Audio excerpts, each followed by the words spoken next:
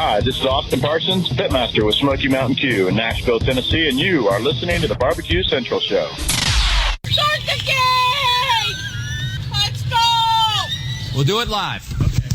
Well, do it live! I'll write it and we'll do it live! So to get that perfect barbecue, you use wood. Are you sure it's safe? Whatever.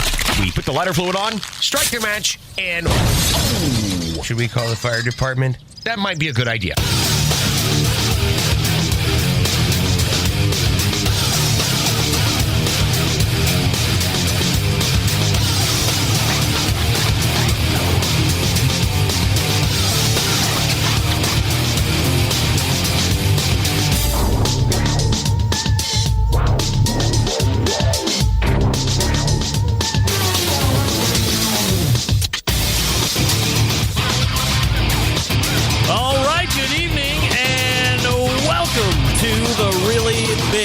BBQ Central Show.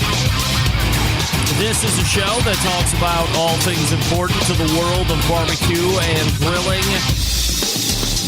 Broadcasting live and direct from the Rock and Roll Hall of Fame city, and dare I say, the barbecue capital of the world, Cleveland, Ohio.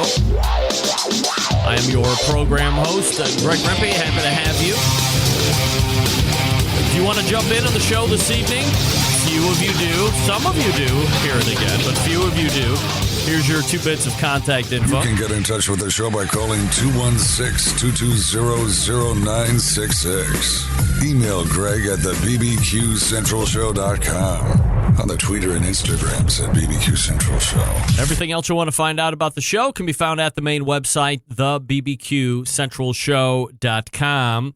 And here's what's happening. Coming up in about 12 minutes from now, it's been, I don't know if it's been a year and a half, maybe 2 years since we've had him on. Last time we had him on, he was winning contests. The first time we had him on the show, and I don't want to misspeak, and we may or may not fact check that as we move along here through the minutes of the show this evening. But I believe it was a win at the San Antonio BBQ Cook-Off.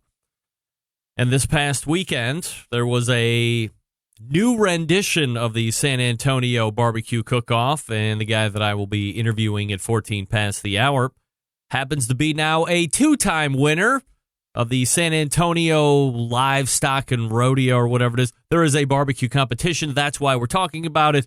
Friend of show, CJ, Clarence Joseph from Mama and Papa Joe's Barbecue, returns back into the interview portions, and we will talk to Clarence about the big win, what it's like to be now a 2-time champion of what is a rapidly growing contest out there in the San Antonio region of the country and state of Texas. What do you win when you win a contest that has damn near 300 teams? All the good stuff. CJ coming back to the show. Looking forward to catching up with him then. 35 past the hour. It'll be his first time in a new recurring role here in 2020. The preeminent live fire journalist covering the industry, Derrick Riches from DerrickRiches.com. And we have plenty to talk about with Derrick. We have some stories that were left over from 2019, and we're going to get some updates from that. We also have some new stuff to talk about with Derrick, with not the least of which is if he has any thoughts, and if he does have thoughts, what are his thoughts of Cuisinart, you know, the food processing company, and do they make other appliances like microwaves and ice makers and whatever the hell else they might make?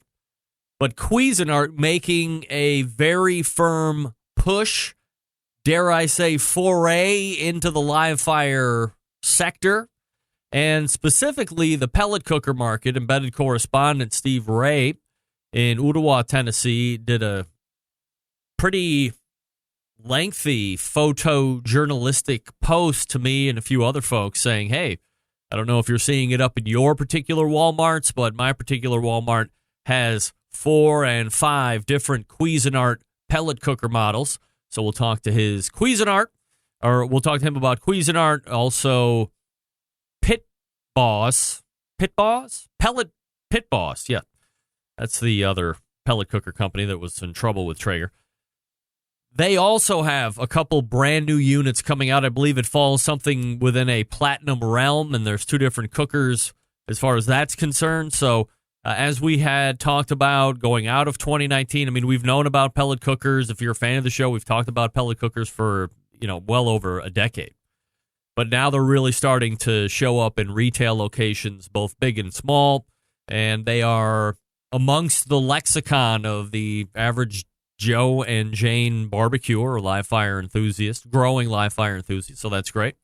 And then we'll go to the second hour after we finish up with Derrick, and it is the 4th Tuesday of the month. So, of course, we will be firing up another edition of the Embedded Correspondence segments. The aforementioned Steve Ray from Ottawa, Tennessee, the longest-running correspondent. Doug Scheiding from Texas. John Solberg from Michigan. And filling in this month is Stover Harger III from PDX. So very excited to talk to those guys.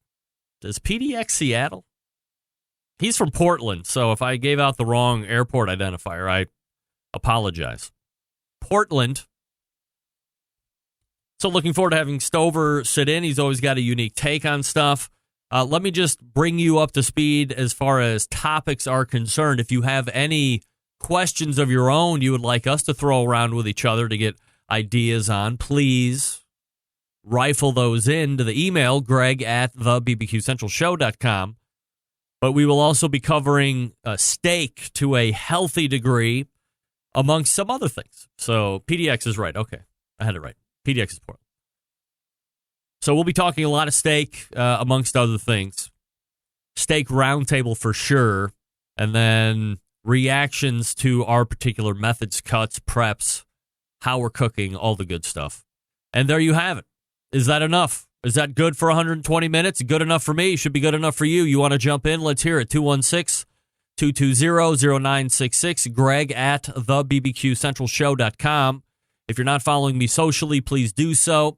At BBQ Central Show on Instagram and Twitter /BBQ Central Show on Facebook, which there also happens to be a live feed on Facebook as well.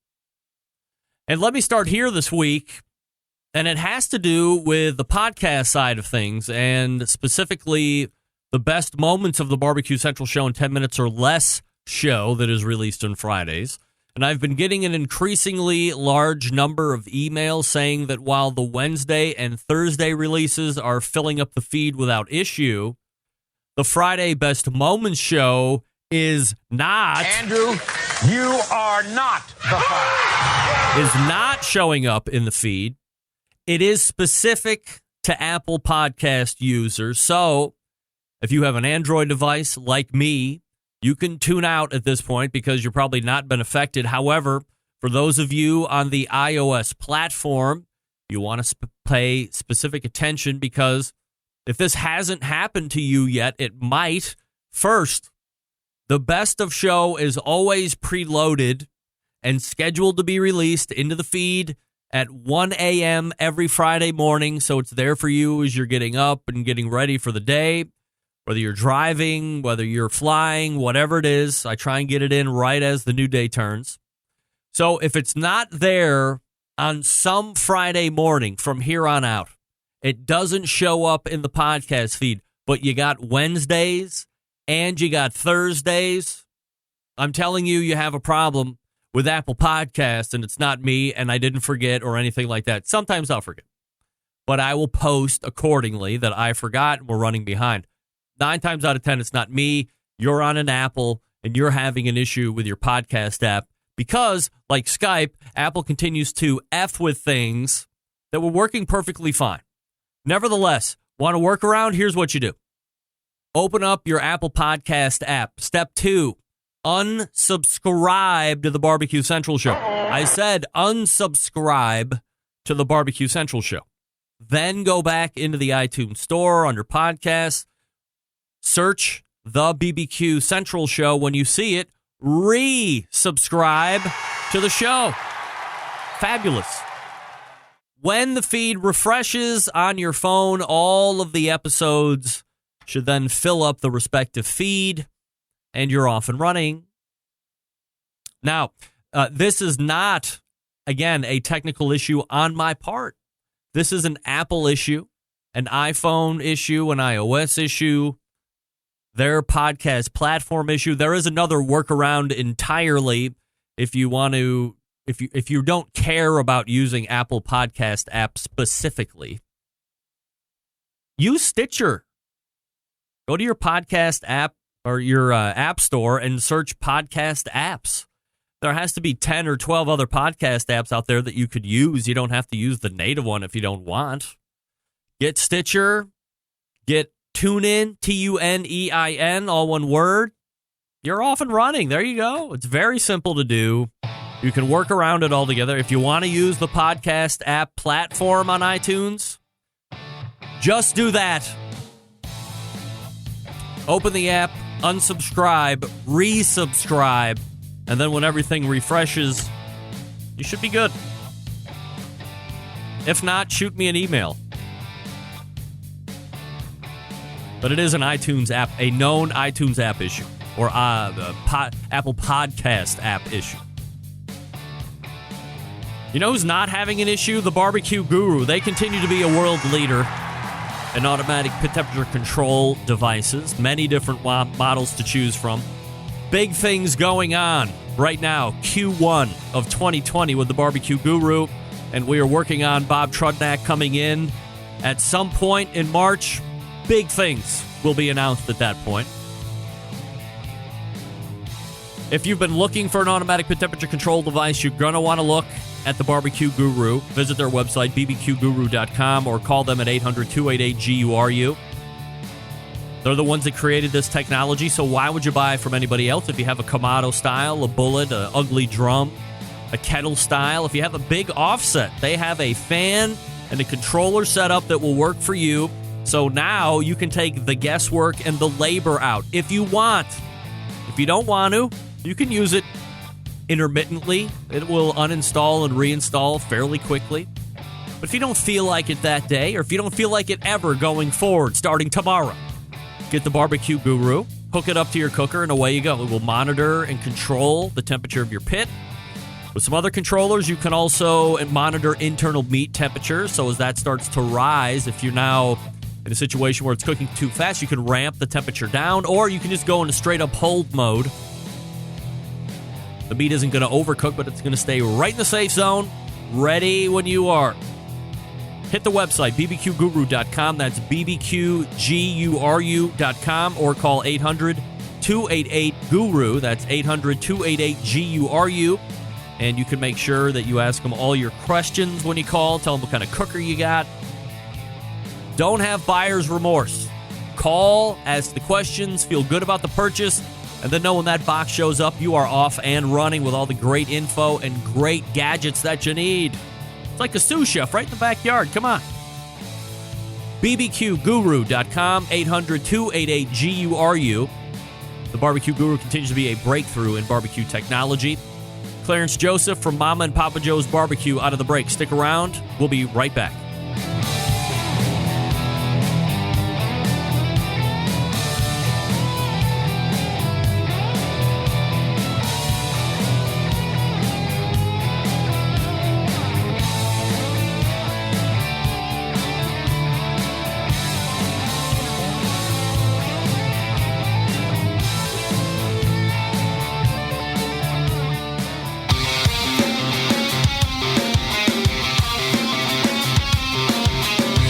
Broadcasting live from the BBQ Central Show studios in Cleveland, Ohio. You're listening to the BBQ Central Show. Once again, here's your host, Greg Rempe. And this portion of the show being brought to you by Butcher's Barbecue, makers of award-winning injections, marinades, rubs, seasonings, barbecue sauces, grilling oils. All of Butcher Barbecue products tested on the circuit as well as backyards worldwide. Be the pitmaster of your neighborhood. Visit butcherbbq.com to stock up now. Always, I say it, always trust your butcher. One of the biggest Texas barbecue events each year in the San Antonio Rodeo and Barbecue Cook-Off. That's right, my next guest has now taken the crown for a second time. Here to recap the weekend and the win is the Pitmaster of Mama and Papa Joe's Barbecue. We race to the hotline and welcome back friend of the show, Clarence Joseph. Hey, Clarence. Greg, what's going on, bud? How's the new year treating you? I am doing absolutely fabulous, Clarence. Happy New Year to you and yours as well. And, man, if winning the San Antonio barbecue cook-off once isn't enough, how about we just double up and win that bitch twice? That's what I say. So you have read my mind, man. You have read my mind. You know, it's mind-blowing thinking that you'd win this once.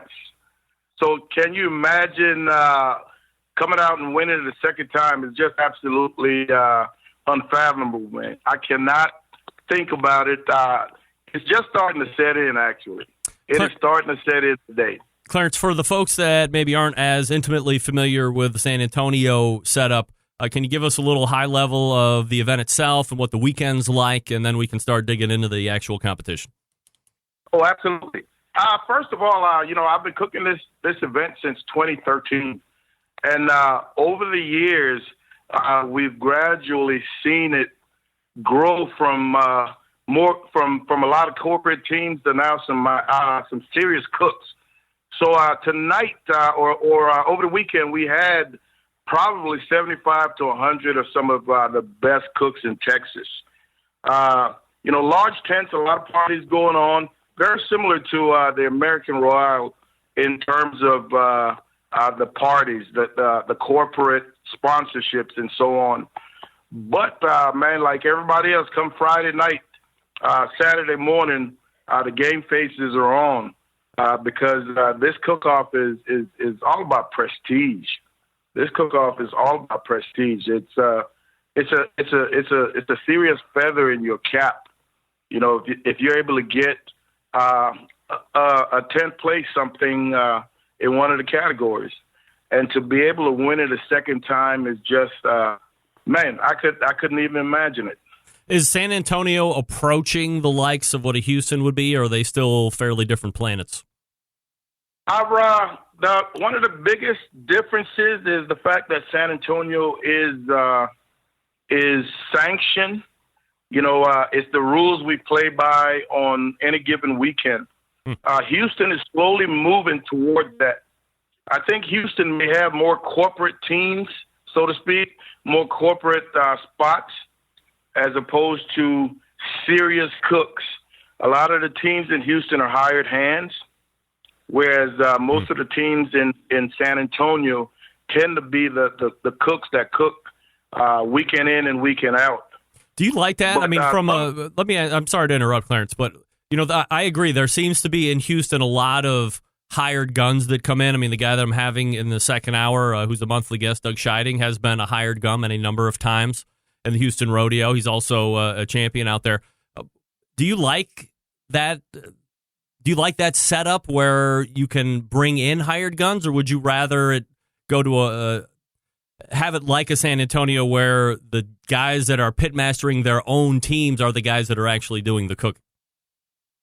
You know, I don't think I've got an opinion on it one way or the other. I've never thought about it. Mm-hmm. It's one of those things where if I'm going to cook it, I could care less who's there.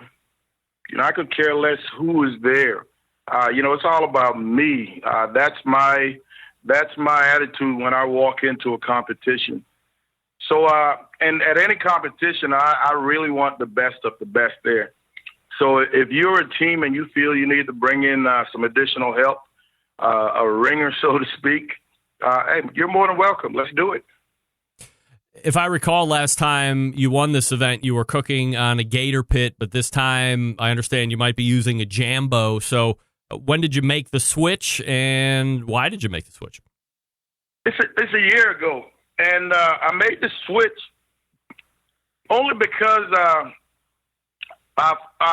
personally I felt that my Jambo, my gator, had lost a little sex appeal. You know, I didn't get that warm buzz. I didn't get that juiciness with looking at it. So I just felt it was a time for change, to bring a little excitement back in the game. And over the years, I've seen enough Jambos do their things. I've talked to enough Jambo owners, and I realized, okay, that was the next pit that we were going to purchase. And man, it's taken me a good solid year.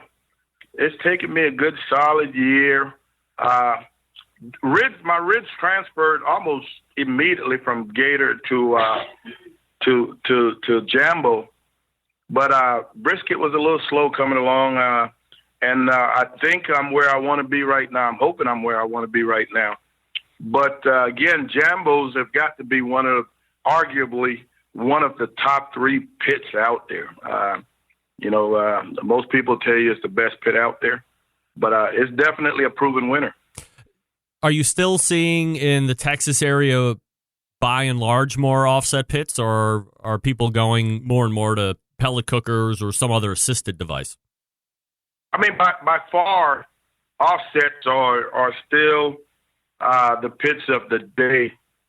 We're still seeing 1 or 2 at every event. We're still seeing the pellets at every event, and I enjoy seeing them. I think they're here to stay. And, for those of us who are more interested in fire management, we're going to continue to cook on our stick burners. But if you're somebody who wants the convenience of being able to fire up quickly at home as well as out at a competition, then, hey, bring the pellets on. Clarence Joseph joining me here on the show, Pitmaster of Mama Papa Joe's Barbecue, talking about the San Antonio win this past weekend. From a setup standpoint, Clarence, have you changed at all, or are you still operating? I don't know if you were a tent guy and then you hit up the hotel, or if you've made any changes, since you've started competing at that San Antonio since 2013 that have been a little bit more creature comfort-esque. For the first time at this event, we actually rented a trailer on site. We've done so in the past at the American Royale in Kansas City, but this is the first time we've done it in San Antonio, and we live about 20 minutes from the cook-off site. But this year, we really felt that we wanted to get the full flavor of that out there.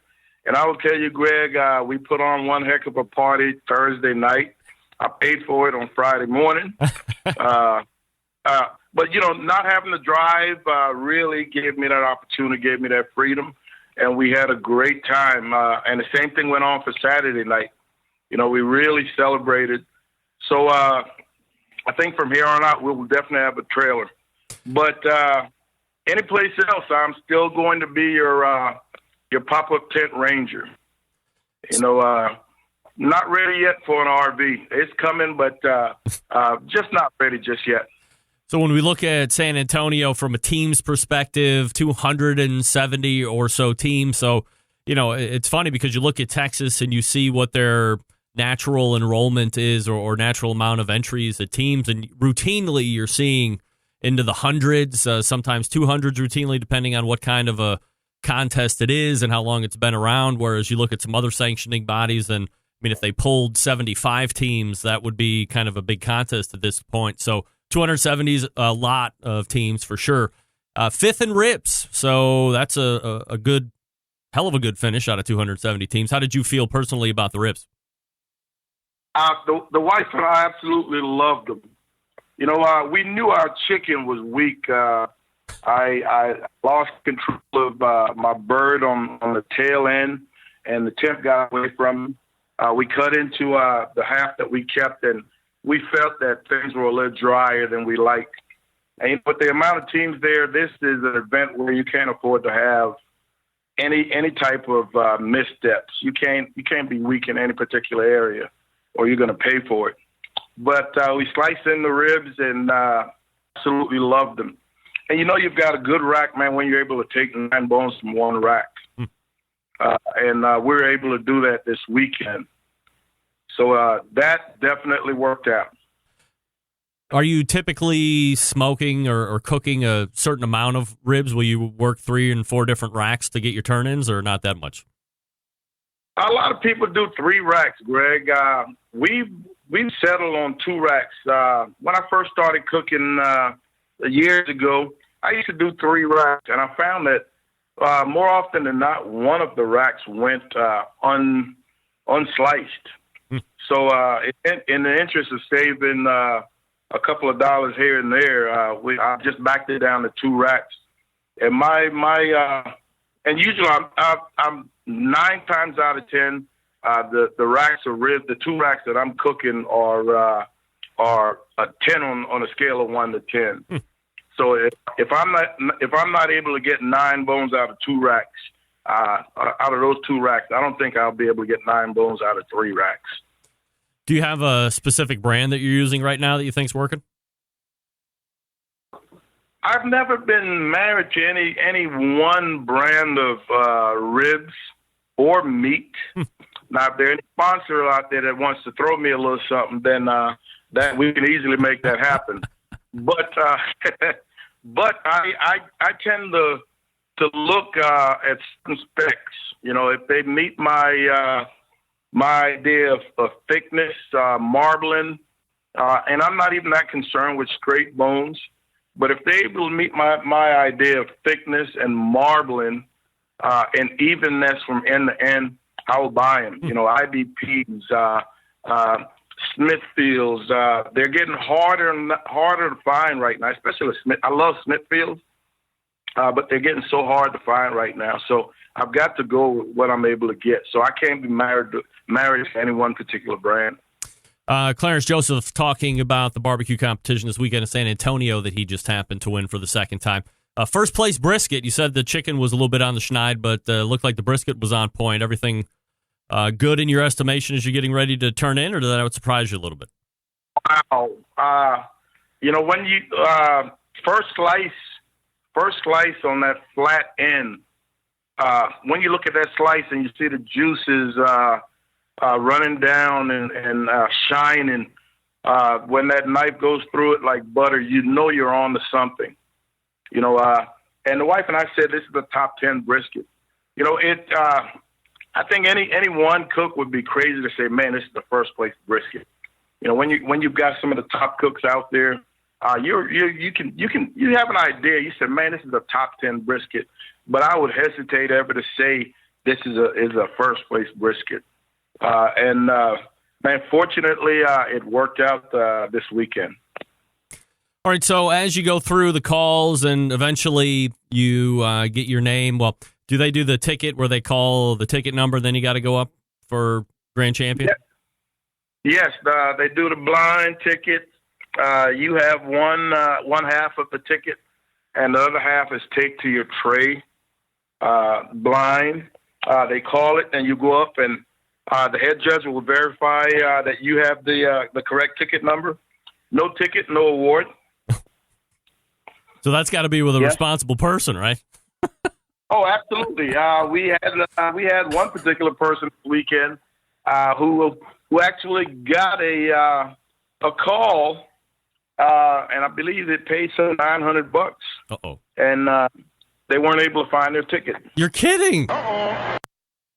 Absolutely, they were not able to find their ticket. And man, anytime you leave $900 on the table, it's got to hurt. No, that will be the last time they forget where their ticket is or misplace that ticket. I absolutely agree. Yeah, no doubt about it. All right, so when you are finally decreed and verified as grand champ, having won it once, what are the emotions that rush over as you now realize that you've won this event for a second time? I mean, certainly hard to do at any competition is to double up at some point. You know, it's rarefied air. You know, not very many people have done it. There are a couple of others, to include my buddy Craig Sherry. Man, it was like I said, it was beyond belief. It was beyond belief. You know, once we had that 5th place call, and the thing is, we've got a streak we've got a streak from 2013 of at least one walk at that event. Wow. Since 2013. There are teams that have been cooking this event for 15 plus years and haven't gotten a walk yet. And we've managed to get at least one at every event. So I went out there and the wife and I agreed that our goal was to get one. And if we were able to get one early, man, there's always that chance that we can get another one and get our name in the books, in top 5 or maybe top 3 or something. And again, man, it actually worked out this weekend. So let's take a look at competition barbecue right now. Last question before I let you go, Clarence, and I appreciate the time. I know you're a big Texas barbecue competitor, and, there's other sanctioning bodies out there. Maybe you dabble in them, maybe you don't, whatever. But where do you see the landscape of competition barbecue right now, just in a general sense? Do you think it is plateaued a bit? Are we a little bit on a decline? How do you see it? For everything we see here in Texas, I don't do very many KCBS events, maybe 1 or 2 a year. But for everything that we're seeing in Texas, I think we're still moving forward. We're still getting some new teams in. The barbecue classes are still people are still interested in barbecue classes, so people are still trying to up their games. And what has gotten great about that is because of these classes, there aren't any events that you can sneak into with guaranteed success. Every cook-off you show up at today, there are quality cooks there. So I think in terms of IBCA, we're still on a nice growth pattern, and I expect that to continue for the very future. He is the pitmaster of Mama and Papa Joe's barbecue team, and they have taken down the grand championship at the San Antonio BBQ Cook-Off now twice, notching the second one this past weekend. Clarence, always appreciate the time. Thanks so much for the recap. Let's do it again soon. Thanks a lot, Greg. You take care. Have a great new year. Thank you, sir. There he is. The pitmaster of Mama and Papa Joe's barbecue, Clarence Joseph. So as far as IBCA concerned, at least in his estimation, that side or that sanctioning body of competition barbecue is on a nice, trendy upswing, or growth swing, I should say. New teams coming in on a fairly regular basis. And while he can't speak for the other sanctioning bodies from an IBCA standpoint, they're growing. And you don't have to grow slowly, right? As long as you're growing, as long as there's continued interest in keeping it alive. So that's a good thing to hear, especially down there in the Texas area. And he's done it not once, but twice. So if you're just tuning in, you missed Clarence Joseph from Mama and Papa Joe's Barbecue talking about their second win at the San Antonio BBQ Contest. And he's having a great year right off the start, right? Almost at month number 1 and got a very big championship in the back pocket. By the way, meant to mention this right off the top, and I know she's in the chat room here on the YouTube side of things. She is the pitmaster of Lady of Q competition team. Her name is Sylvie Curry.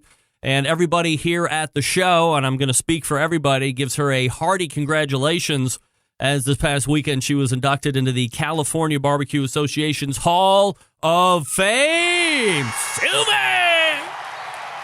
Sylvie, at least one of us is getting into some type of Hall of Fame, and you deserve it. I just talk a lot of shit about it.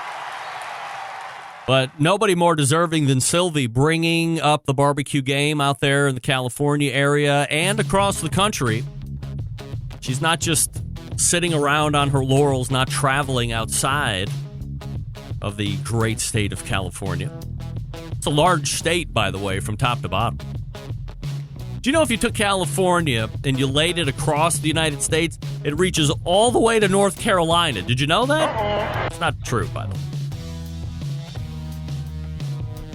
All right, let me talk to you quickly about Big Poppa Smokers, the one-stop online shop for all things barbecue. Their curated selection of only the best outdoor cooking and grilling supplies get you on the path to better barbecue results in no time. They have 13 perfectly balanced flavors, that being of the seasonings and rubs. So try them. They're impressing judges. They're impressing family. They're impressing friends.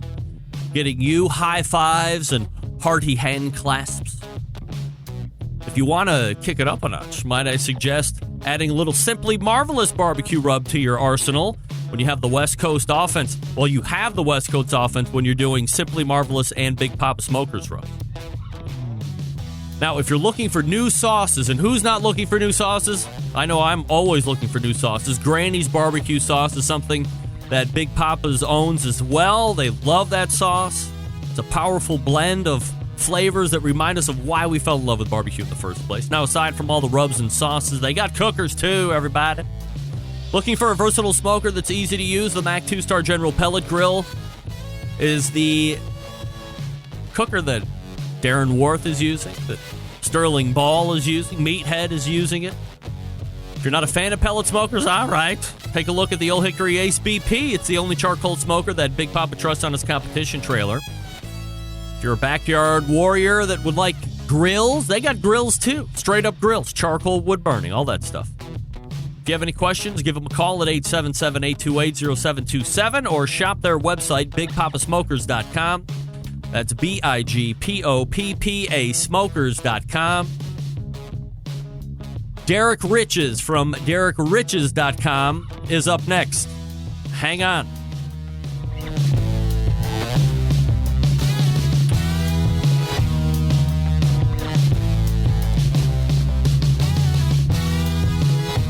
Continuing to produce incredibly mediocre content in an exceptionally professional way. You're listening and watching the BBQ Central Show. Once again, here's your host, Greg Rempe. Welcome back. This portion of the show being brought to you by CookinPellets.com, your number one source for quality wood pellets for all of your pellet-driven cookers. Visit CookinPellets.com for more information or to purchase. You can also visit Amazon.com to purchase as well. Just know that if you have any type of pellet-driven cooker, you want to go to CookinPellets.com to fire those up. All right? All right. Hey, it's the fourth Tuesday of the month, and this is my newest recurring guest. He showed up a few times as we closed out 2019, but assuming his closer role at the bottom of the first hour and recurring at that. He also happens to be a BBQ Central Show guest Hall of Famer, and you can check him on his website, DerrickRiches.com. We race to the hotline and welcome back friend of the show, Derrick Riches. Hey, Derrick. Hey, Greg. How you doing? I'm absolutely fabulous, and we got a lot of cool stuff to talk about this evening. So let's go ahead and jump right into it. A few stories, let's say the loose ends that were traveling in from 2019 here into 2020. So let's go ahead and kind of put a bow on these if we can. If they're still outstanding, just we'll mark it down and follow up with them again next month. The first one is the Masterbuilt Gravity Series 560 cooker. I saw it coming out towards the tail end. Well, I saw it being promoted towards the tail end of 2019. And I think we had talked about it a little bit, and it had a unique spin to it. It was a gravity-fed cooker, which anybody within the industry has seen a gravity-style cooker where coal chute is on one side, and you start burning it from the bottom, and then it just kind of burns down into itself. This separated itself because it almost had a pellet cooker feel to it because there was a fan, and you could set a temperature and all this stuff. So what do we know from a new age standpoint on this Masterbuilt gravity cooker? Well, now that it's out in use and, people had a chance to try it out and I've gone over it, it works largely as promised. But there's kind of a caveat to that. All right. And that is that it's designed to use any type of charcoal. So you could use lump charcoal, you can use briquettes, you can even put wood chunks in there, it'll burn all of that. So you have a wide range of fuel usage, but it's not consistent with the different fuel types. So you're going to get temperature fluctuations, particularly, if you were using Kingsford briquettes, I think you have a very consistent temperature with that. If you're using lump and you're throwing wood chunks in there, you get a lot more dramatic fluctuation. in the temperature. So just because the fire's not going to burn as uniformly. I mean, the idea is we can make a charcoal grill that works like a pellet grill, but pellets are a lot more consistent fuel. I mean, you know, they're designed to burn at a specific BTU regardless of where you're buying them from for the most part. But with charcoal, you don't get that consistency. So you get a lot bigger temperature fluctuation. Do you have a danger? Temperature fluctuations, I'm a little indifferent about. When I'm using my offset pit, I know that I'm going to be, let's call it cooking on the curve, if you will. So is there a danger with the Masterbuilt that the fire could go out, or are you just dealing with, I mean, the fire stays lit and going, you're just dealing with swings of temperature alone? Yeah. And you know, and I agree with you. I don't consider it to be, you know, a huge problem myself. I'm just used to that style of, you know, of cooking. But marketing it as having that same sort of consistency or working like a pellet grill, it's kind of missing the mark a little bit. You know, pellet grills have given people this weird illusion of precision. It isn't necessary for barbecue. You know, I mean, it's not that big of a deal. So I think some people might be a little disappointed on that end. But, you know, other than that, it works kind of as promised. It's still a Masterbuilt, though. I mean, there's some lightweightness to it in some places. You know, I mean, they made their money on a lot of these little box electric smokers and stuff, and they work well, but, you know, they're not like heavy duty products. What about like from a flavor standpoint? Do you find that you have a more robust flavor using this compared to a pellet cooker? I find the flavor to be a little bit different. I mean, because I think there's a big flavor difference between pellet and charcoal. And I find that this pulls more to what I find, you know, what is for me more a kind of a more authentic smoke flavor in a way than with pellet. I like charcoal flavor. Pellet's good. Charcoal for me is better, but that's my bias. And, you know, I mean, I learned to cook without pellet grills for a long time, so that's where, you know, my flavor profile kind of falls. So I like the flavor, and I also like the fact that you can throw in big chunks of whatever kind of wood you want into it, and it's just going to combust those, and you can get that kind of extra smoke production going on. All right, so like MSRP is somewhere in the $550 range or so? Yeah. Worth the money? I don't know that I would pay it for that, but, you know, that's me. There's so many other options, and I don't feel like I need an app for my cooking equipment. So there's a lot of that to it. If you want that, I think it's a pretty good value. It's certainly comparable with lower end pellet grills, so price wise. All right, Derrick Riches joining us here on the show, DerrickRiches.com, if you want to check him out or you haven't checked him out. One of the other stories carrying over is the Traeger versus Danson's lawsuit, which ended up settling. Do we know any gooey details that we can reveal here, or should we just assume that there was some type of agreement made and maybe Danson's has to pay Traeger some small fee for everything that they make now for some indiscriminate period of time, or what?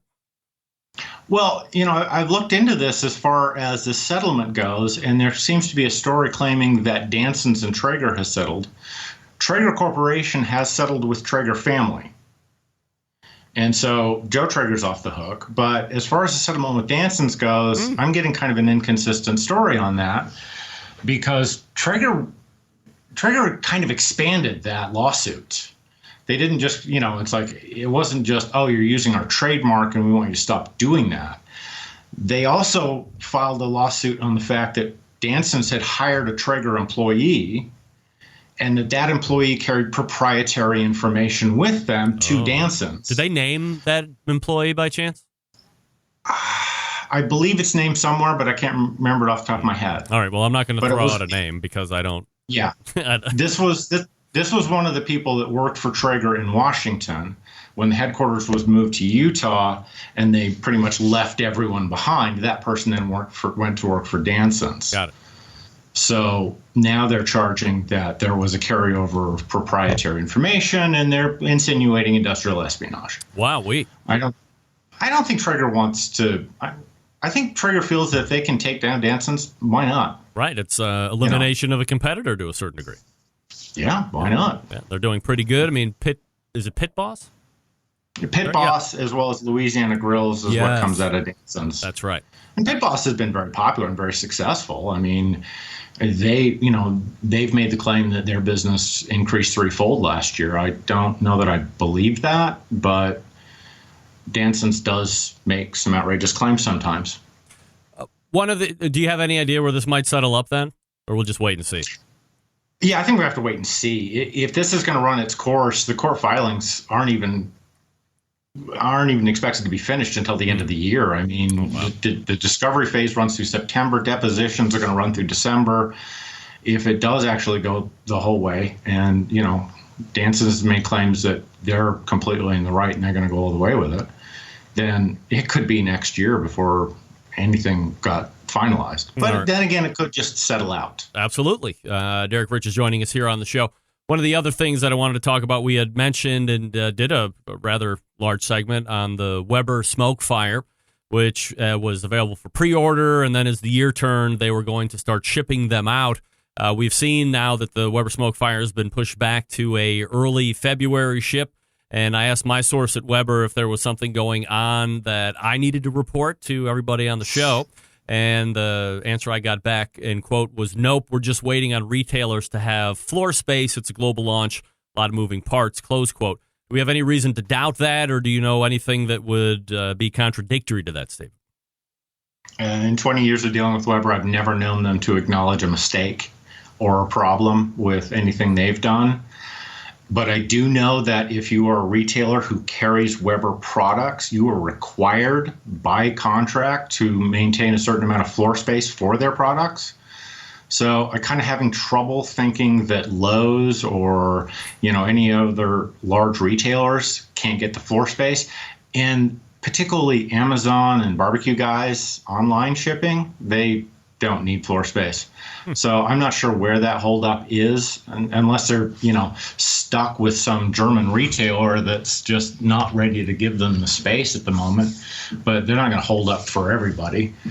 And, as far as the release date, I'm hearing from Lowe's, they're talking the 25th of February now. So, and they're the exclusive big box retailer for North America. So we will see what happens next month as they may or may not be rolling out. One of my embedded correspondents has now he did buy off of Amazon and he bought the bigger one, so he's seeing a shipping date of 2/6. So we'll see if that actually comes to fruition as well. We can catch up on that next month as well. So some of the new stuff / rumors out there right now. We had talked about Pit Boss a couple minutes ago. They have a new series of cookers out, I think a pair of them that fall under this Platinum Series umbrella. What do you know about them, and are we going to like those? Well, these are Walmart exclusives. Walmart's going really hard on pellet cookers right now. They have two models in the Platinum Series right now. One of them is just a combo grill. It's a cheap pellet grill on a cart with a cheap gas grill. And I don't like combo grills. I don't like it when they do this because usually neither one of them are very good. One of them breaks down and you've got like 6 feet of grill that kind of sort of works. The other one has a large cooking chamber on top of a normal pellet grill. So you've got a pellet grill and then there's like an extra smoke box. So it's got a ton of space to it. Again, I think it's kind of overkill. I don't see a lot of consumers that need it, but it does look really kind of cool and impressive. And that's a better application.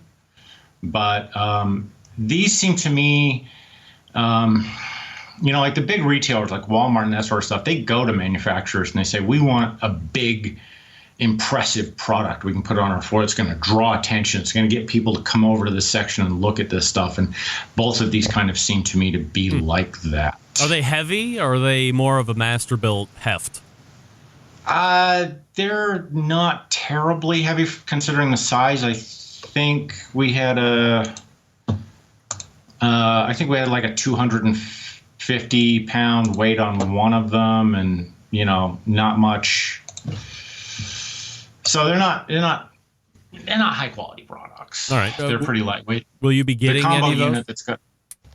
Am I getting any? Yeah. No.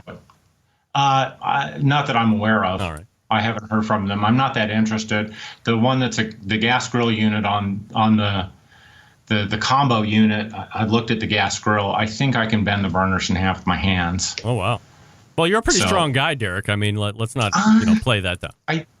I'm not as young as I used to be. Yeah, I hear that as I'm dealing with the back issue. One of the other questions that I wanted to ask you about was a name that typically you're not associating with live fire, but that's Cuisinart, making a big push through Walmart as well to get into the pellet cooker market. I think maybe 4 or 5 different units, the last tally from my embedded correspondent in Tennessee. Any thoughts on Cuisinart coming into this marketplace? Well, first of all, the Cuisinart Outdoor Products Division, which has been making gas grills and been making, they have a flat top grill that came out with last year. That isn't actually part of Cuisinart. Oh. It's kind of a separate thing. It's got the Cuisinart name on it, and there's a little Cuisinart oversight, but Cuisinart itself doesn't really lay claim to it. So there's some separation there. And as far as the pellet grills they've got, I mean, I've looked at like 4 of them. The 2 smaller ones, these are Z grills. They're just rebranded Z grills. One of them looks very much like the Gorilla Silverback because they all come out of the same factory. And one of them is just a real small barrel type. It's there's one factory outside of Shanghai that produces nearly half of all the pellet grills sold, and they just rebrand them. Huh. So the smaller one, I think it's like $400. It's a simple barrel style. It's got a real basic controller.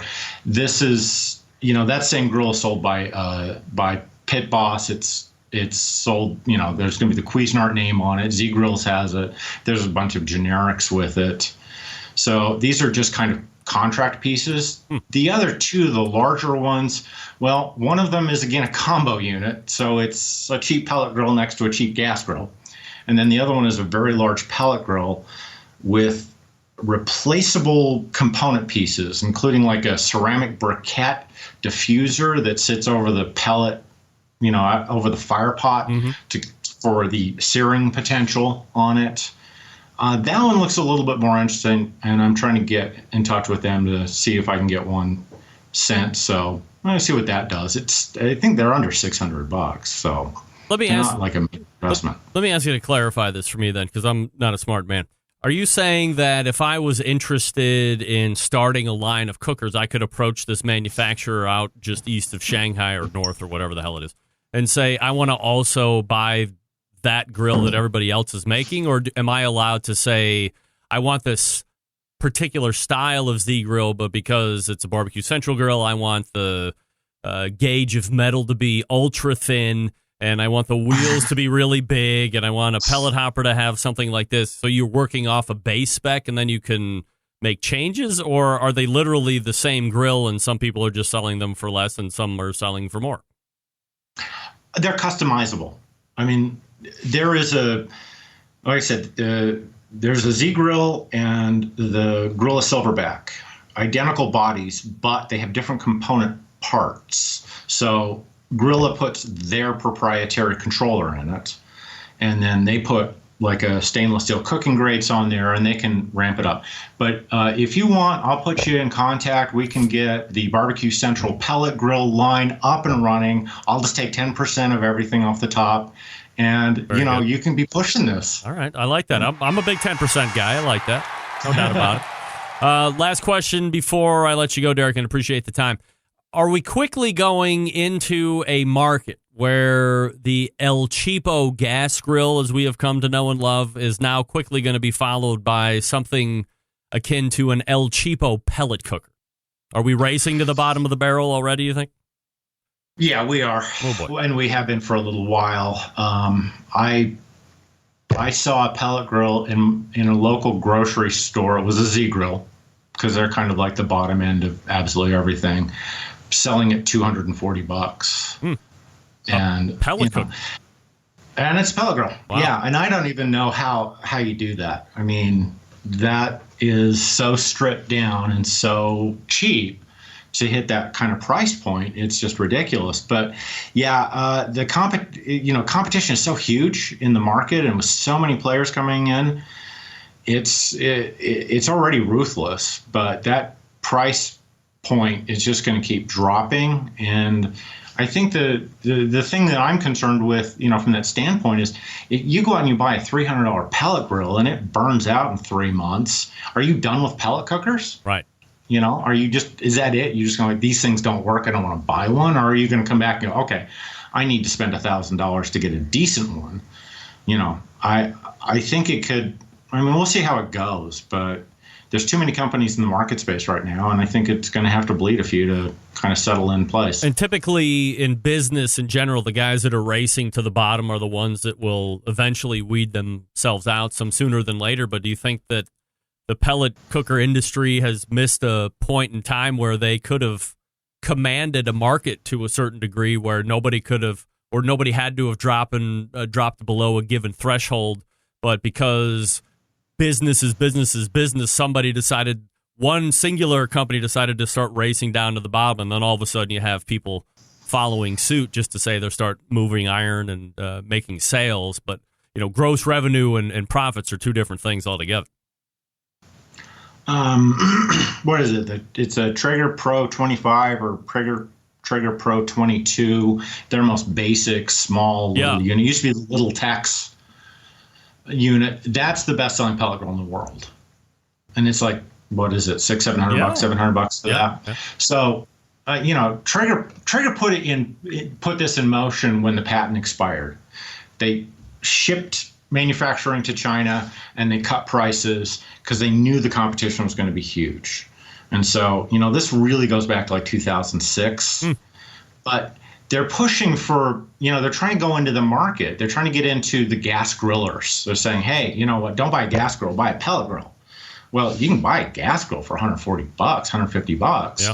So why are you spending $800 on a pellet grill? That's a hard sell. But if you can get them down to $300, you might convince those people that we're just going to buy a cheap gas grill to buy the cheap pellet grill. But that just means a lot of really cheap pellet grills out there. No doubt. He is Derrick Riches. You can find him at DerrickRiches.com. But more importantly, you can find him right here on the BBQ Central Show, the fourth Tuesday of every month in 2020. Derrick, great first time out. Appreciate it. And we will talk to you again in February. Yeah, see you in a month. All right, there he is, Derrick Riches. Right there from DerrickRiches.com. If you haven't read any of his stuff, go right to that website. Always looking to break some news and bring some new insight, which I certainly appreciate. Very cool. And great to have Derrick back on board. I don't remember if I went through the story of, this is Derrick's second round with the show years and years and years ago when the show was first starting as a live entity he was on, and then we had a brief estrangement. That might be a little bit of a harsh word, estrangement, but, just for the show. And then we've been able to come back together again. So Derrick is, again, one of the most respected industry journalists that we have in the live fire segment. So he's very important to a real string of journalism going down, and Derrick pulls no punches. I don't know if you were able to figure that out while we were talking about Cuisinart and Pit Boss and Masterbuilt and all that stuff. But yeah, he's a welcomed addition here to the close of the first hour going forward. Love it. Again, his website is DerrickRiches.com. That's DerrickRiches.com. Hey, here's a quick follow-up from Phil Luswick. Subject line, Apple problem. Greg, that worked. Thanks. Phil, beer is involved. Good job, Phil. Sent from my iPhone XS. unsubscribe, resubscribe, and they will all fall in. And if it happens again, do the same steps again. Unsub, resub. Not unsub like unidentified subject like criminal mind. Never mind. We're back right after this for the second hour. Stick around.